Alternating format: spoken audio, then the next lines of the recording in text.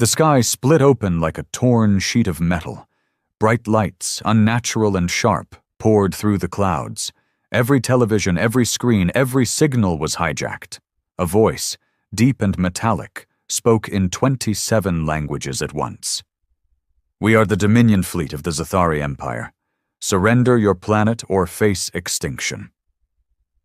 On a dusty street in Arizona, an old man sipped his coffee and raised an eyebrow. "Damn kids and their alien prank calls," he muttered. But it wasn't a prank. The fleet hung in orbit, massive and silent, a wall of metal and death blocking out the stars. Earth's governments panicked. Military forces mobilized. World leaders scrambled for answers. The Vatican issued prayers. China readied nukes. America activated its Space Defense Command, a program so secret even the president had to Google it. But something strange happened. Instead of mass panic, riots, or global terror, the general response from the population, especially the men on the ground, was laughter. Not nervous laughter, not denial. Actual, unfiltered, belly-aching laughter. One clip went viral within minutes. A man in Detroit, wearing nothing but boxers and a beer hat, flipping off the alien ships and yelling, "Come down here, bitches! We got pit bulls and Bud Light!" Reddit exploded with memes. TikTok was flooded with parody videos of Zathari aliens getting whooped by middle-aged dads with lawn chairs. #number Welcome Zathari trended globally. It wasn't fear, it was defiance, wrapped in sarcasm and served with a side of dark humor. Commander Kelthax of the Zathari watched Earth's reaction from his flagship. His eyes, black and lidless, blinked slowly. "They're laughing." His communications officer, a junior Zathari barely past hatching age, hesitated. "It appears so, Commander. Our threats are being mocked, turned into entertainment." Kelthax stood, tall and lean, his armor reflecting the stars behind him. "That is not the reaction of a civilized species. That is madness." Another officer chimed in. "Perhaps they are too primitive to understand the gravity of our arrival?" "No," Kelthax said, narrowing his eyes. "They understand, and they don't care." Down on Earth, Colonel Jack Merrick stood on the roof of the Pentagon, hands in his pockets, chewing gum like he didn't have a care in the world. A lifetime soldier, scars on his knuckles and war in his bones, he'd seen enough to know one truth. Fear is power. But what he saw in the eyes of his men, and all over the internet, wasn't fear. It was something else. Resentment, amusement, and under it all, a smoldering hunger. "We ain't afraid of you," he muttered, staring at the ships overhead. "Not because we're stupid, but because we've already seen hell, and this ain't it." His phone buzzed, a text from an old war buddy. "They expect fear. Let's give them American chaos instead." Jack smiled. Far away in orbit, the Zathari prepared for their next phase. Standard procedure. A small-scale show of force. A city, perhaps. Destroyed from orbit to demonstrate capability. Classic psychological dominance. It worked on hundreds of worlds. But not here. Because they didn't understand Earth yet. They didn't understand the kind of people who found comedy in the face of death, who made jokes in foxholes, who turned mass invasions into stand-up routines. They didn't understand humans. But they were about to. 36 hours after the broadcast, the Zathari fleet moved into Phase 2, a standard protocol known across the galaxy as Demonstration of Absolute Dominance. For every species they had ever encountered, it worked flawlessly. The plan was simple: erase a city. One strike. Quick, clean, total. No warnings, no discussions. The message would be clear: submit or vanish. Every civilization so far had chosen submission. The city selected was Johannesburg, not because it was strategic, not because it was a threat. It was chosen because it was loud, defiant, culturally rich, and globally visible. The Zathari algorithms had concluded that hitting such a center would break the morale of humans with maximum efficiency. They didn't factor in rage or trauma or the way humans bottle pain until it explodes in the worst way imaginable. From orbit, the superweapon warmed up. The ship's hull glowed a faint blue as energy gathered from across space-time dimensions, funneled into a beam capable of turning solid rock into vapor. Zathari engineers boasted this weapon had reduced a planet's entire northern hemisphere into molten glass once. It never got to fire. Colonel Jack Merrick was already in the air by then, not with an army, not with a fleet. Just 3 modified Blackbird stealth crafts, flying so low under detection it looked like birds on radar. But they weren't carrying nukes. They carried payloads far more dangerous. Code. Earth had been preparing for war since the Cold War era, always imagining Russia, China, or some rogue nuclear state. But a few black-budget programs had been preparing for something else. Project Harpy, run out of a hidden facility in Nevada, had developed a virus, digital warfare designed not to destroy alien systems, but to confuse them, jam their protocols, muddle communications, turn every yes into a no, and every targeting sequence into a request for coffee. When the beam was about to fire, it simply didn't. The weapon turned inward, then back out, then asked for authorization from parent. Confusion spread across the Zathari command. Commander Kelthax stood before the holographic screen, watching his weapon disobey orders. "What is this?" he growled. "Sir," the engineer stammered, "we're being rerouted. Our system is experiencing a feedback loop from an unknown external signal. The code is laughing." Kelthax turned slowly. "Did you say the code is laughing?" "Yes, Commander. It repeats one phrase over and over. You ever been rickrolled?" There was silence on the bridge. Then static, then a grainy Earth voice, distorted but clear, echoed through their systems. "Never gonna give you up? Never gonna let you down?" The flagship's systems were hijacked. A meme, a 1980s song, an Earth joke weaponized into cyber infiltration. The Zathari had been rickrolled. Commander Kelthax crushed the edge of his console with one clawed hand. "Purge it! Wipe it from all systems!" "We can't, sir. It's everywhere. It's spreading faster than we can isolate it." Down on Earth, Jack Merrick watched from a secure military bunker in Virginia. He sipped black coffee, still in his flight suit, bruised from the high G maneuvering. But he was smiling. General Roth, a bull-necked bastard who looked like he hadn't smiled in a decade, turned to Jack and asked, "You really think memes are going to win us a war?" Jack didn't answer immediately. He looked at the monitors, footage of people in New York dancing in the streets under the glow of alien ships, kids in Seoul holding up signs saying, "Come get some," and a group of mechanics in rural Texas welding armor plates onto a school bus with the words, "Galactic Welcome Wagon" painted in spray paint on the side. "No," Jack finally said, "but they'll buy us time and make them hesitate." General Roth folded his arms. "We need to hit them, hard. Show them this rock bites back." "We will," Jack said, "but we hit smart, not just hard." Up in orbit, Zathari morale cracked. Not from casualties. They'd suffered none. Not from damage. Earth had done little. But it was the unpredictability, the insanity. Commander Kelthax knew control. He understood discipline, fear, submission. But Earth wasn't responding with any of those. It was responding like an animal that didn't know how to die properly, like it had seen too much, lost too much, and now had nothing left to give but defiance. "We underestimated them," he admitted quietly. He called an emergency war council. Dozens of fleet captains gathered in the chamber, each projecting from their own ships. The debate was bitter. "They are primitive," one captain argued. "They use memes as weapons." "That's precisely the problem," another countered. They weaponize everything: humor, grief, madness.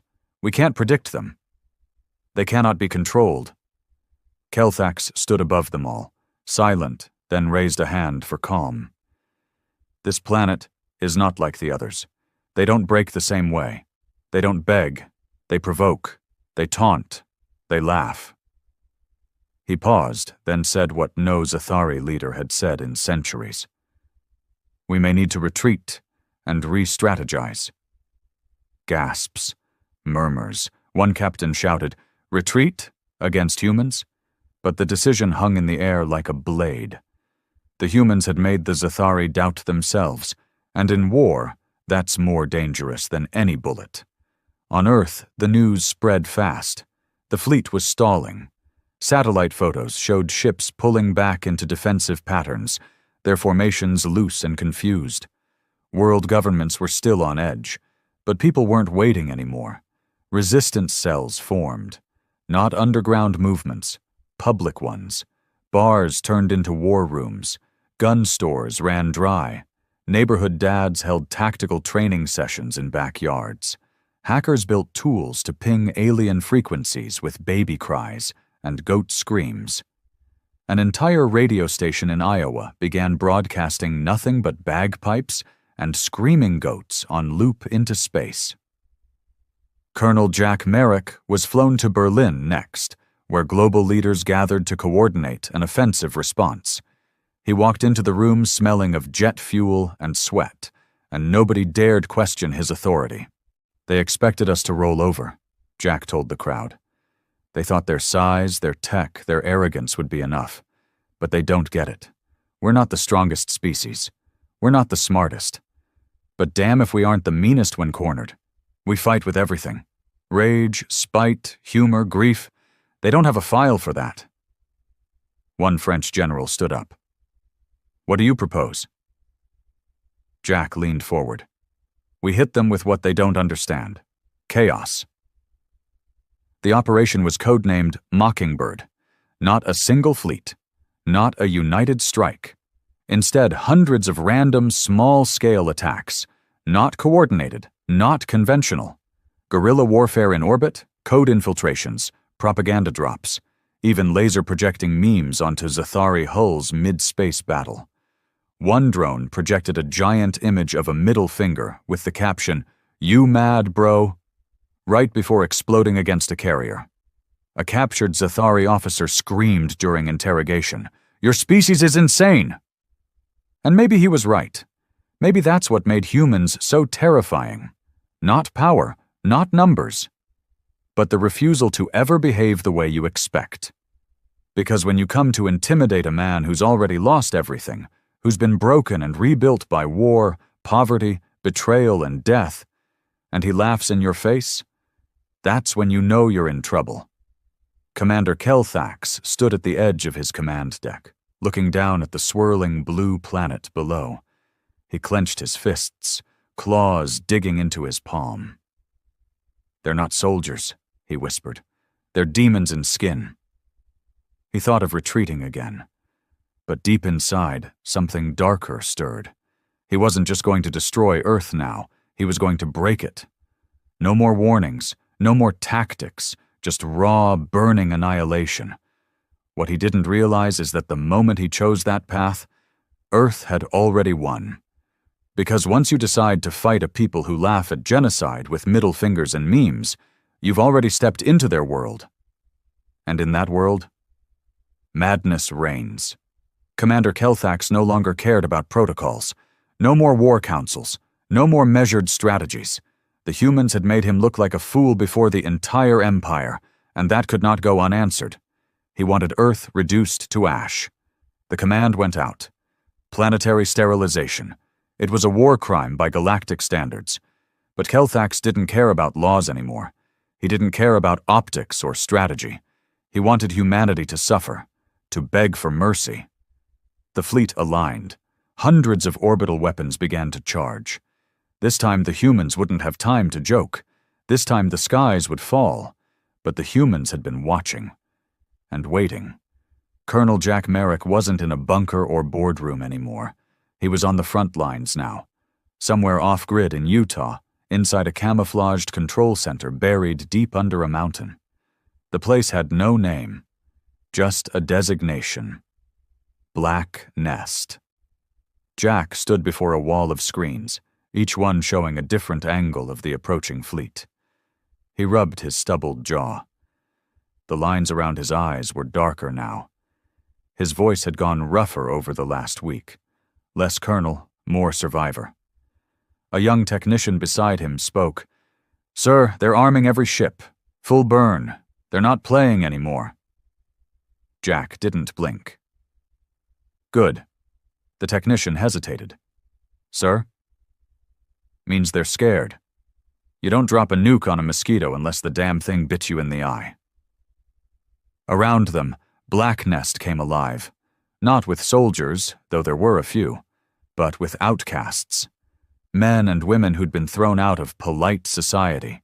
Coders too dangerous for tech firms. Engineers too stubborn to follow safety protocols. Psychopaths who found a home where war was not just tolerated, but required. One of them, a bearded man with tattoos of circuit boards running down both arms, turned from his console. "Operation Wasp's Nest is ready." Jack looked at him. "Deploy." Operation Wasp's Nest wasn't a counterattack in the traditional sense. It was Earth's purest form of retaliation. Chaos, noise, aggression, and the element of total unpredictability. In low orbit, hundreds of Earth-made satellites and defunct space junk exploded into high-velocity debris. Not aimed, not guided, just blasted into Zathari formations like shrapnel from a cosmic shotgun. It wasn't elegant. It wasn't precise. It was brutal. One Zathari cruiser lost its stabilizers and spun out of control, crashing into another ship. The rest of the fleet panicked. AI systems couldn't calculate the debris paths fast enough. It was like trying to dodge a hurricane made of knives. But that was just the start. From Black Nest, Earth's rogue hacker squads launched a digital storm, code viruses mimicking Zathari software, but warped, looped to turn commands into nonsense, drain power cells, and flood ship communications with Earth's most vile online content. One Zathari commander collapsed screaming after watching 30 hours of unfiltered human internet rage. They didn't understand the horror of Reddit until it was in their minds. They didn't understand fortune. They sure as hell didn't understand Florida Man. Kelthax roared from the bridge of his ship as lights flickered and systems glitched. One screen showed a dancing cat with a Pop-Tart body. Another displayed a man eating cereal while his house burned down. Messages blinked. "Welcome to Earth. Population, fuck around and find out." He grabbed his lead technician by the throat. "Shut it down." "We're trying, Commander. The signal keeps mutating. Every fix spawns 3 more issues." Kelthax threw the corpse aside. He looked at Earth again. Not with fear. With hatred. "Prepare the core cannon." The crew froze. "But Commander, that weapon will rupture their atmosphere. It'll—" "I said prepare it." The Zathari flagship opened its maw. The core cannon had only ever been fired twice in history.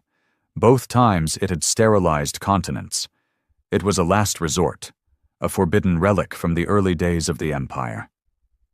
Kelthax didn't care. Down on Earth, Jack Merrick received the signal. His team decrypted the frequency. It was real. "They're prepping the core cannon," a woman whispered. Jack stood still, staring at the screen. "They're going to try and burn the air right out of the sky." Silence fell. Then Jack nodded. "Time to bring in the mad dog."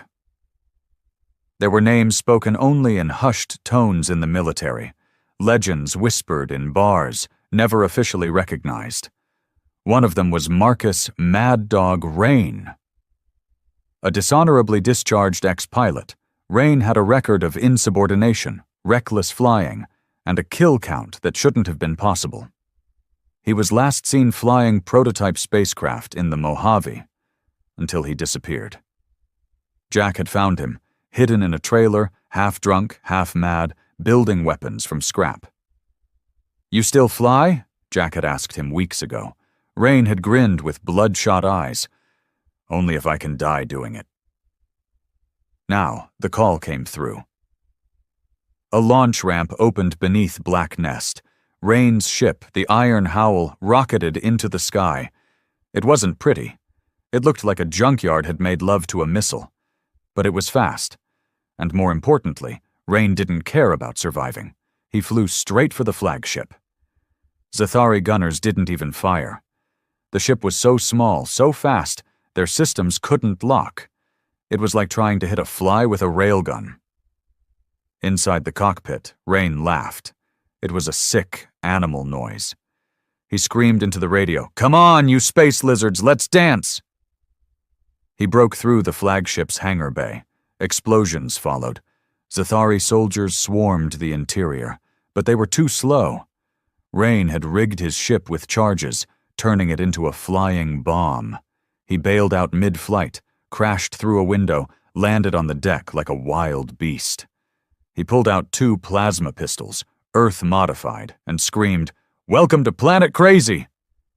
The flagship erupted in chaos. Rain fought like a man who had already died years ago. Meanwhile, Jack watched from Black Nest. "He's in." General Roth's voice came through a secure channel. "Are you serious? You sent Rain? He's a lunatic." Jack grinned. "Exactly." On board the flagship, Rain reached the core cannon room. It was sealed tight. No codes, no override. So he strapped charges to the door and kicked back, lighting a cigarette as the timer ticked down.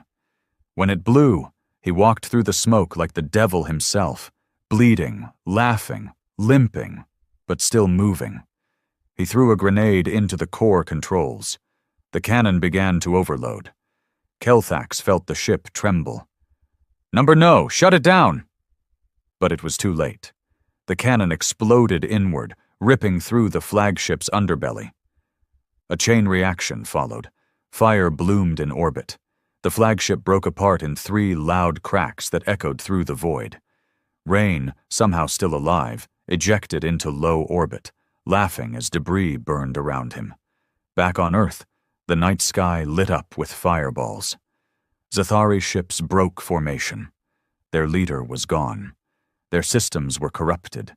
Their morale was shattered. Across the globe, people saw the explosions and cheered.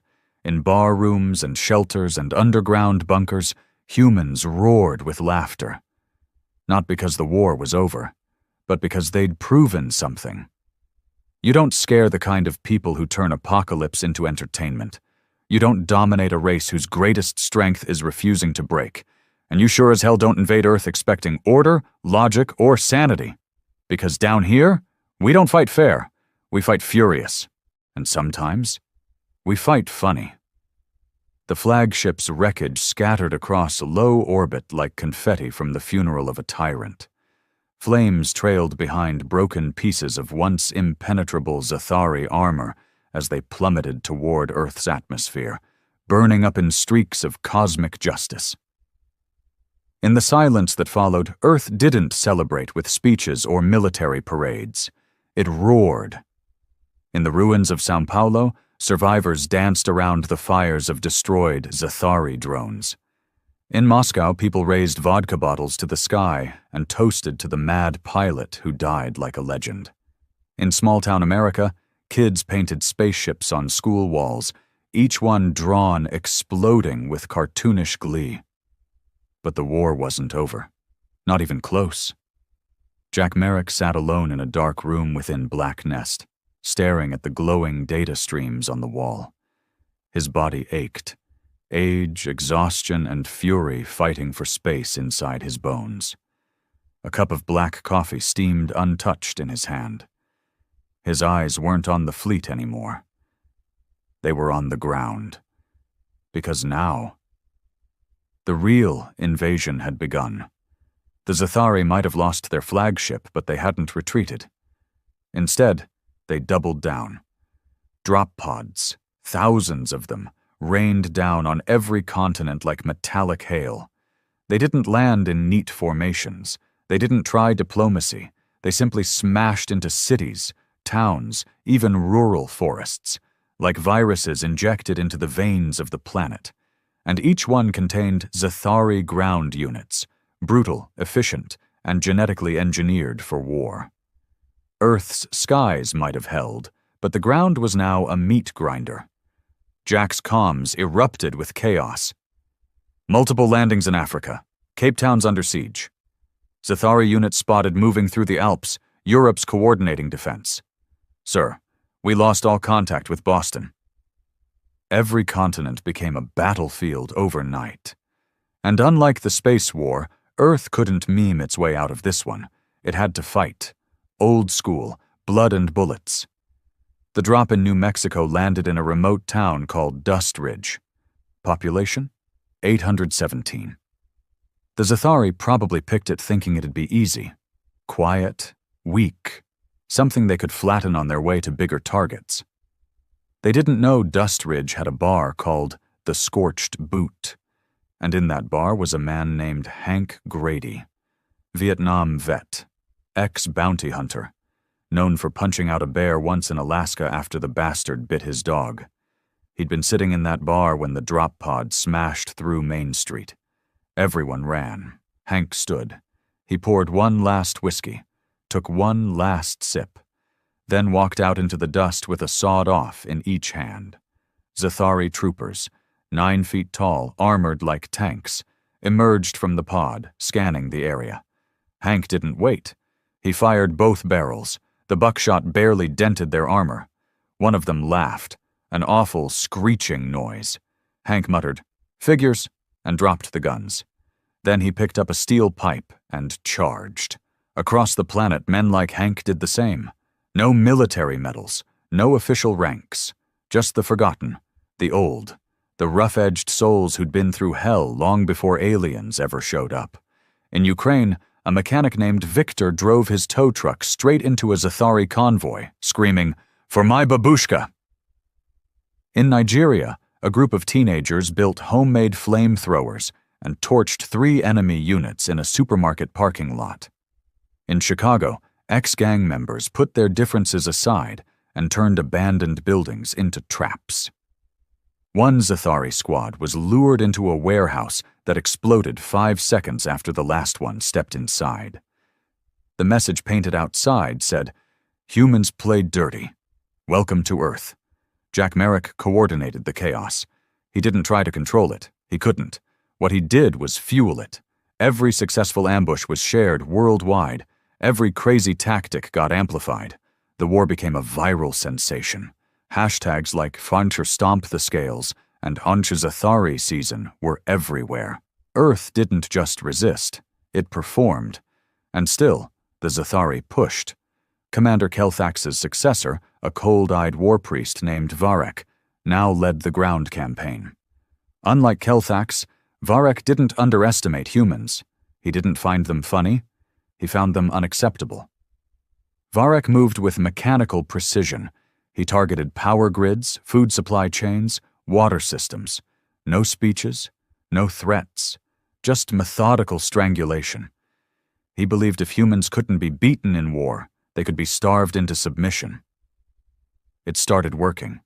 Major cities went dark. Hospitals ran on fumes. Panic returned. But not the kind the Zathari expected. Earth didn't surrender. It fractured. Some people hoarded, some betrayed, some ran. But others adapted. In Detroit, a network of bikers began running fuel and food between towns under siege, dodging alien patrols and corrupt officials. In India, a coder named Tanveer rerouted a power grid to keep an entire hospital functioning, using nothing but scraps and code stolen from a Zathari helmet.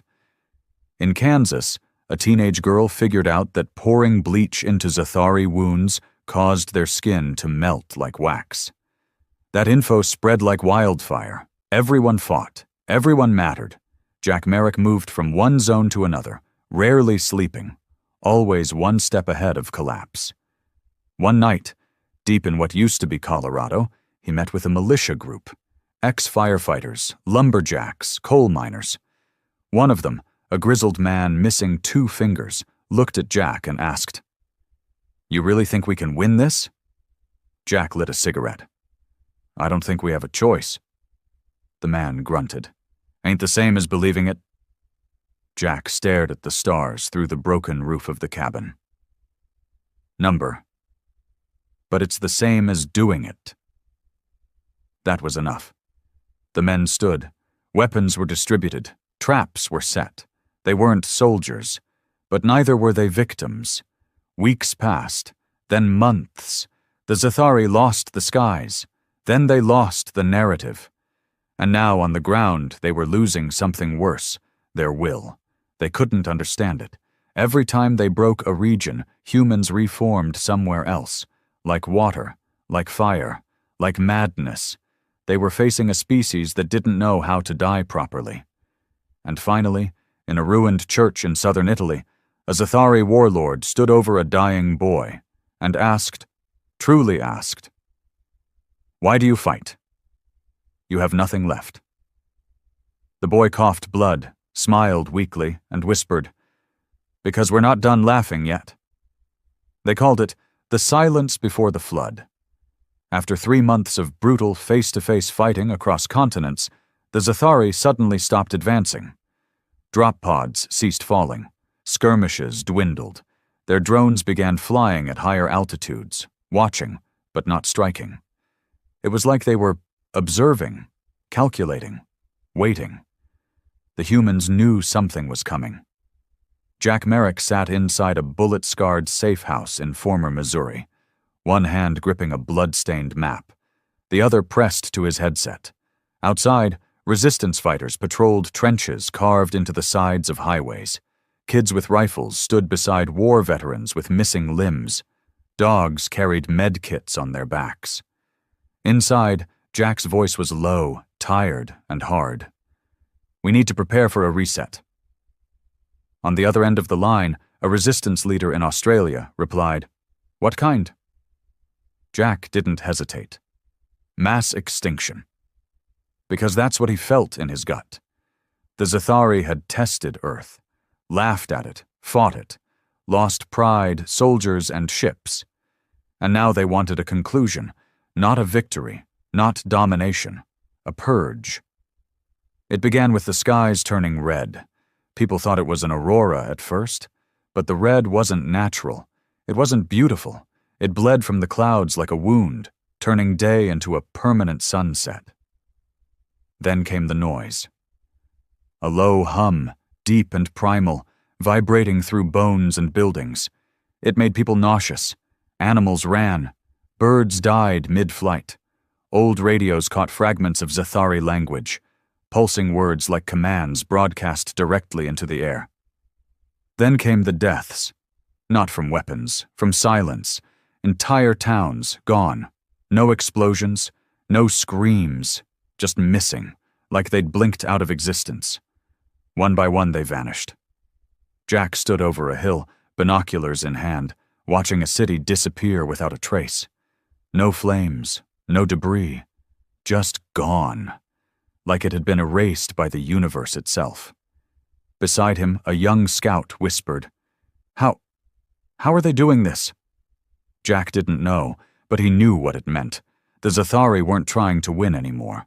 They were trying to end everything.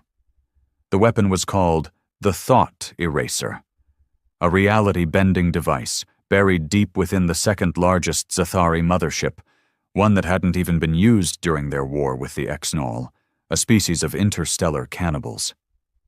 It had never been deployed in full because it didn't just kill life. It removed memory, erased records, wiped entire histories. If Earth fell to it, it wouldn't just die. It would never have existed. But there was a flaw. The weapon had to charge through psychic resonance.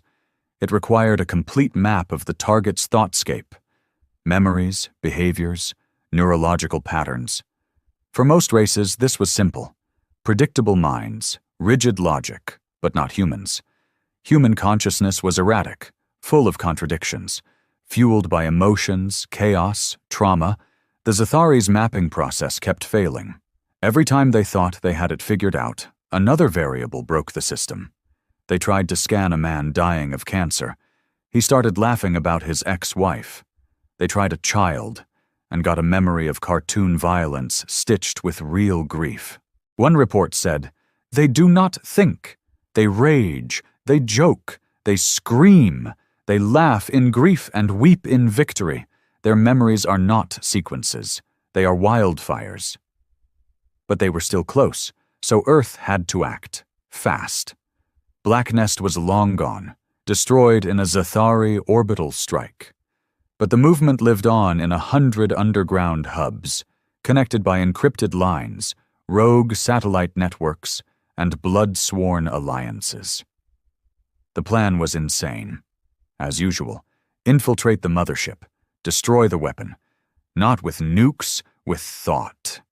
Jack called it Operation Mindstorm. They didn't have alien-grade tech. They had pills, wires, and reckless resolve. They selected a team of 8, not the smartest, not the strongest, but the most unhinged. People whose minds would choke the Zathari sensors the moment they were scanned. One of them was a former jazz musician who had once dropped acid for 48 hours and thought he could hear thoughts in color. Another was a war widow who claimed she could see her dead husband in the mirror and spoke to him like he was still shaving beside her every morning.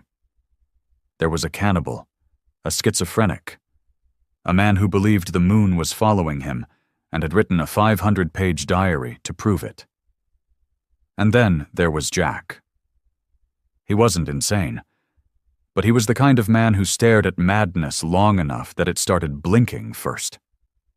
The insertion craft was barely more than a rocket with a steering wheel. They called it the Hell Spit. Jack rode it with his team, helmets sealed, adrenaline rising. As they rose through the last layer of atmosphere, one of the team members, the jazz guy, started humming a funeral song. Jack didn't stop him. Inside the Zathari mothership, the resistance landed hard. Fire tore across the hangar. One of the team's legs snapped on impact. She ripped it off and crawled forward, screaming, "Not today, alien bastards!" They fought, hand to hand, gun to claw, blood against metal. It wasn't a stealth mission anymore. It was a statement. They wanted the Zathari to feel it, to panic. And when Jack reached the core chamber, the glowing, pulsing psychic engine, he smiled. Because it looked just like he'd hoped. Alive. And vulnerable. The team circled it. No bombs, no codes, just thoughts. They linked themselves to the alien machine using neural taps stitched from stolen tech and raw wires. Each one jacked in, one by one, feeding the thought eraser their minds. And Earth poured in, not logic, pain, broken childhoods, funerals and lost dogs, lovers who cheated, memories of hunger, of laughing in courtrooms where justice never came, of burying children and marching into war anyway. Every betrayal, every scream, every joke told at a funeral because there was no other way to survive. The machine buckled. Lights flickered. The chamber screamed, not with sound, but with the rage of a dying intelligence that couldn't comprehend the data it was receiving. It tried to adapt. It tried to purge. But it couldn't process madness, because humans didn't think. They felt. And the weapon choked on it. Jack's last thought before blacking out was of his father, drunk, angry, throwing a bottle at the wall, and how Jack had laughed because he didn't want to cry. The weapon shattered. It screamed one last time in a voice stolen from 1,000 minds, and then exploded inward, taking half the mothership with it. Jack didn't die. Not yet. He woke up in a hospital built inside an old casino. The war wasn't over. But it had changed. The Zathari retreated, not because they'd been beaten, but because they finally understood. Humanity wasn't a species you could map. We weren't code. We were noise, and you can't erase what you can't understand. The day the thought eraser collapsed, the stars fell silent. The mothership's explosion sent shockwaves through every Zathari broadcast frequency. Across the occupied zones of Earth, their drones paused mid-flight. Infantry units halted. Even their war AI stopped transmitting orders. The enemy was no longer pushing. They were recoiling. But for humanity, there was no time to celebrate. The cost had already been carved into the ground. The United States was split down the middle like an open wound. China had become a maze of craters and electrical storms, the fallout of scorched alien counterattacks. Africa had seen entire cities vanish, wiped from record and memory by early-stage thought eraser tests. Jack Merrick sat in a burned-out casino-turned-field hospital in the Nevada desert, his ribs still broken, lungs aching, mind frayed like a radio tuned to the edge of madness. The doctors didn't understand how he was alive. None of the team that had entered the Zathari mothership should have survived the neural overload. But Jack had, somehow. Or maybe what was left of him just refused to quit. He woke to a face he hadn't seen in years. Harper, an old CIA contact who'd gone underground after the agency splintered during the first weeks of the invasion. "Still breathing, huh?" Harper said, offering a grim smile. Jack rasped, "Depends on your definition of breathing." Harper passed him a bottle of water, then pulled a chair up to his bedside. Her voice turned low. "They're calling it a victory, you know. The collapse of the thought eraser. The Zathari retreating from orbit. You're a ghost story now. The one who broke their mind." Jack didn't smile. "It's not over." Harper nodded. "Number, it's worse." She laid out the intel. The Zathari hadn't fled. They'd regrouped. After the fall of their psychological weapon, they'd shifted to containment. They were walling off Earth. Not killing it, not leaving it, just enclosing it. Like a biohazard. "Why?" Jack asked, still wheezing. Harper's face was drawn, voice flat. "They think we're a disease, one they can't understand, one that spreads through laughter, fury, and grief, one that infects." They had begun deploying a massive planetary perimeter, a barrier that stretched from the edge of low orbit to the far side of the moon. Invisible to radar, but pulsing with energy. It wasn't meant to keep humans in. It was meant to keep humanity from ever getting out. Jack sat up, pain lancing through his ribs. "They're building a cage." "No," Harper corrected. "They're building a quarantine." The news spread fast. Earth had won the battle, but lost the war. Humanity was now seen by the galaxy as unstable, dangerous, mentally contagious. The Zathari had broadcast warnings to other species. Do not engage with Earth. Their minds are corrosive. Their memories are poison. Their species is hostile to order. And the rest of the galaxy, for now, listened. Earth was isolated. And for many, the psychological toll of that realization hit harder than alien bombs ever did. In Paris, a writer jumped off the Eiffel Tower with a sign around his neck. "What good is surviving if we're never allowed to matter again?" In Tokyo, entire crowds wore headphones, pumping static, desperate to block out the residual thought waves left behind by the Zathari tech. In Texas, a man murdered his neighbor with a crowbar, screaming that he still heard alien laughter in the walls. Earth had survived annihilation only to be branded insane by the stars. Jack Merrick didn't return to command. He couldn't. His mind wasn't all there anymore. At night, he saw data streams in his dreams. Glimpses of Zathari language. Thoughts that weren't his. He had merged with their machine too deeply. Some part of his consciousness was still drifting in that network, a ghost inside a dead weapon. But he could still think, and plan, and rage. He disappeared from the hospital one morning.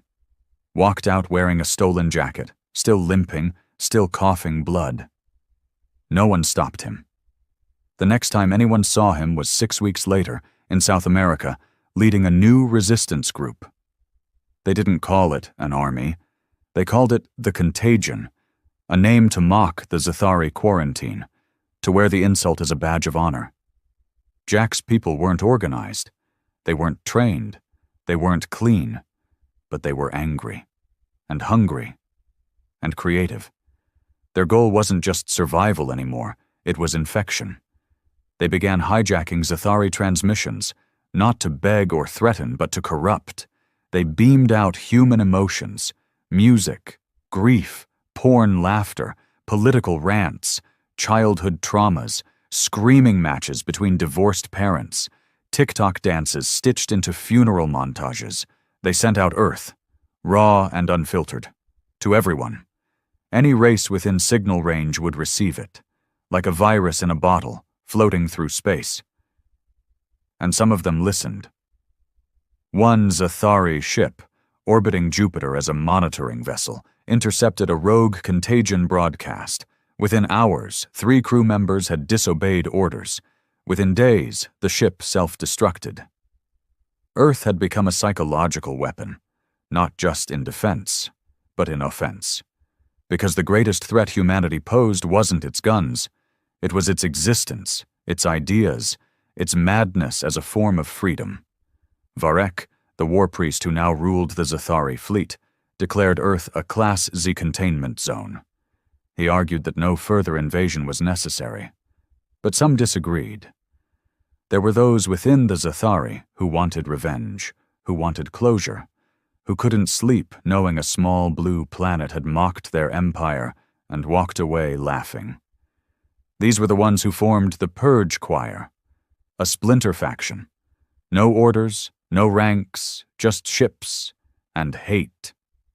They began planning a final attack, not to conquer, not to cage, but to annihilate. A strike so devastating Earth wouldn't be left to rot. It would be forgotten. Completely. And their first target?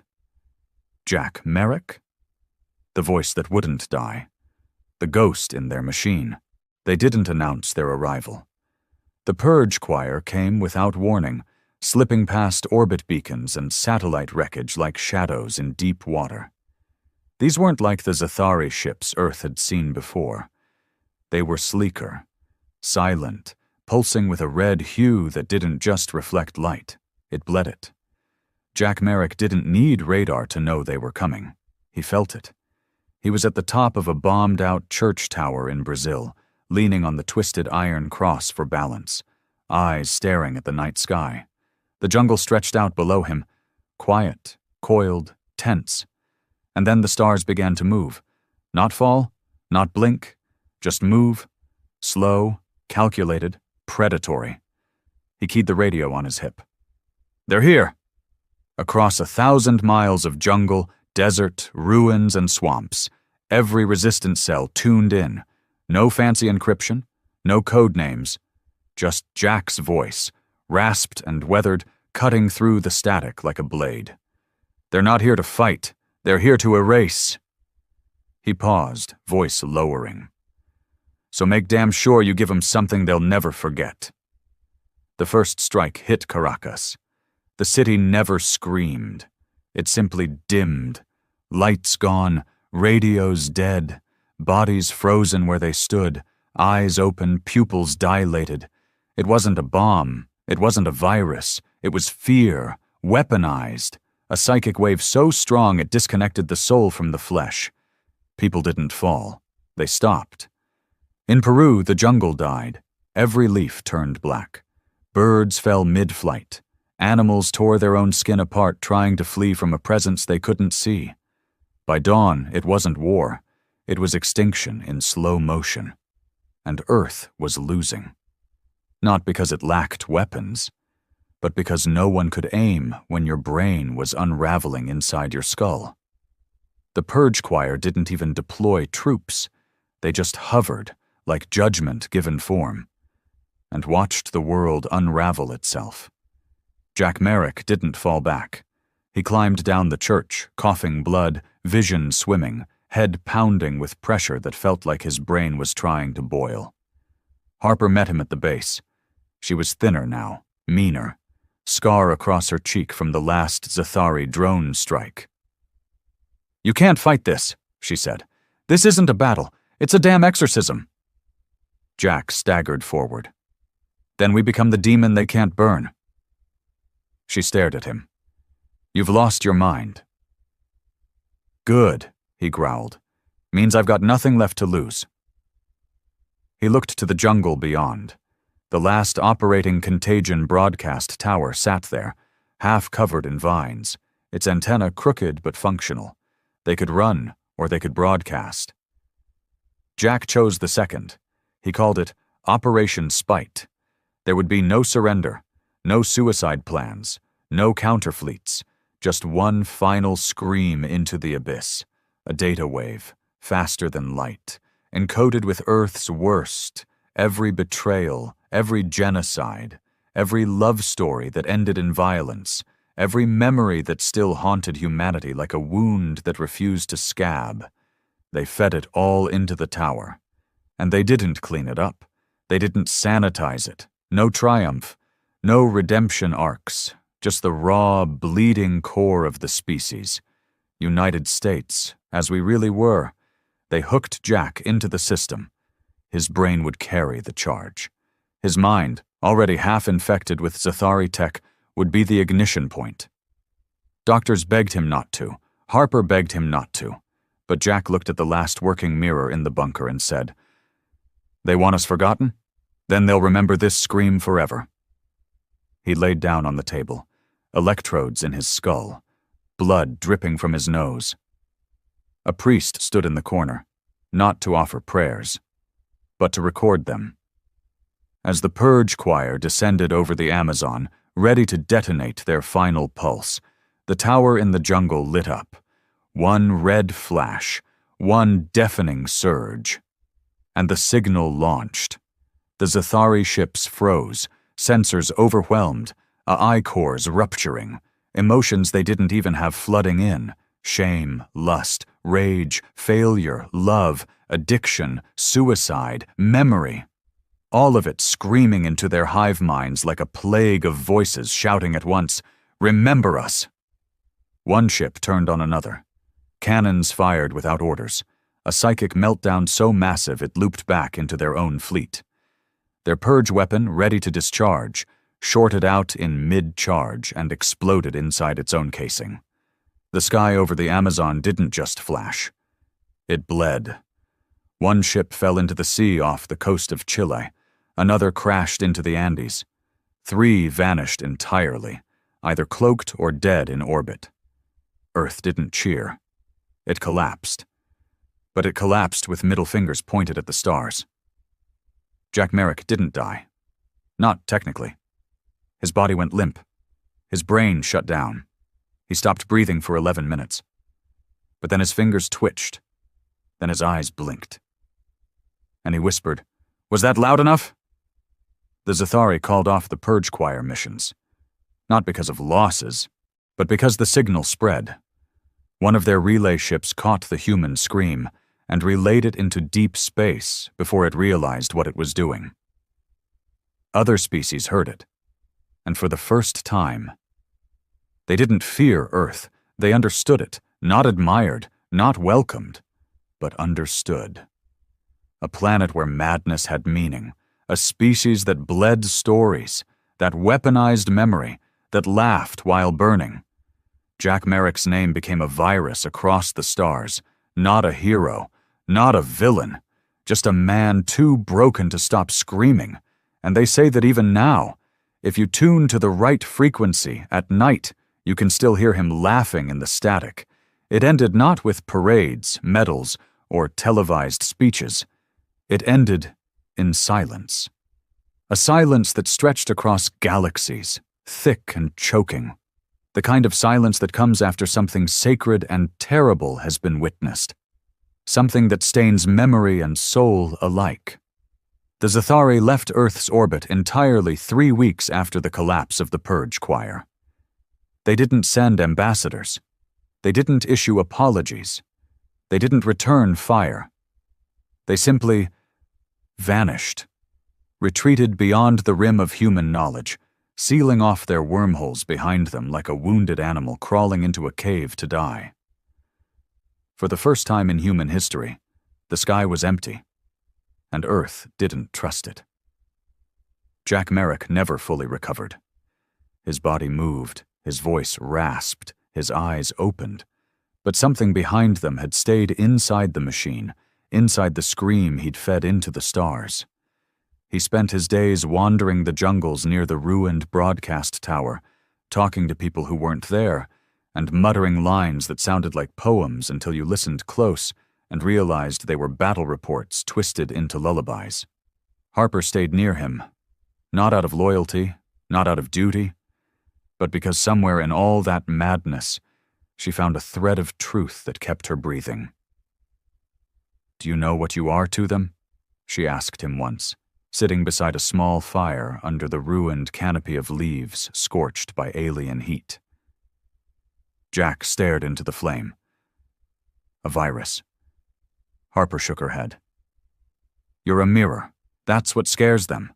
Not who we are, but the fact that they saw a piece of themselves in us, the part they buried, the part they forgot." Jack didn't answer. He just looked at the stars with tired eyes and whispered. They blinked first. Rebuilding didn't begin for months, not because people couldn't, but because they didn't know how.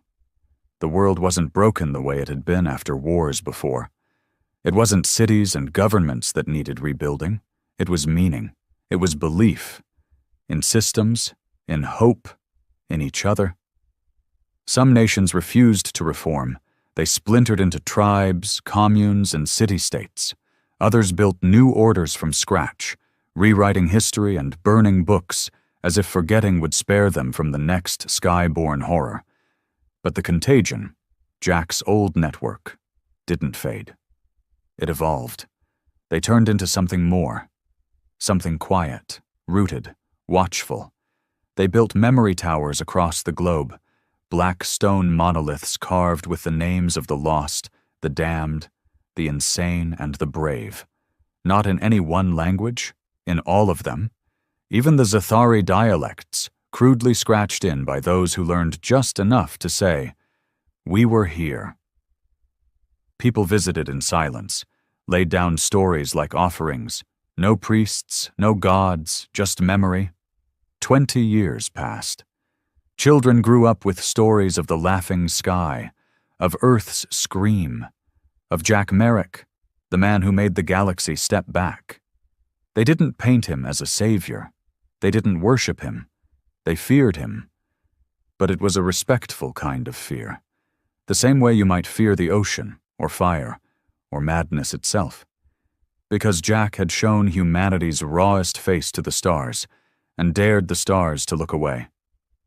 And they had. He died alone, beneath the ruins of the old church tower in Brazil. Harper found him days later, sitting upright against the stone, eyes open, mouth set in a faint smile. There was no blood, no struggle, just stillness, like the fight had finally let go, like madness had shaken his hand and said, "Well played." They buried him beneath the church, no stone, just a metal plaque with 4 words scratched into it. He never shut up. In time, alien signals returned, not from the Zathari, from others, different species, some curious, some cautious, a few sympathetic. They didn't speak of alliance or treaties. They didn't offer gifts. They just said one thing. "We heard you." Earth didn't respond right away, because it didn't trust the stars anymore.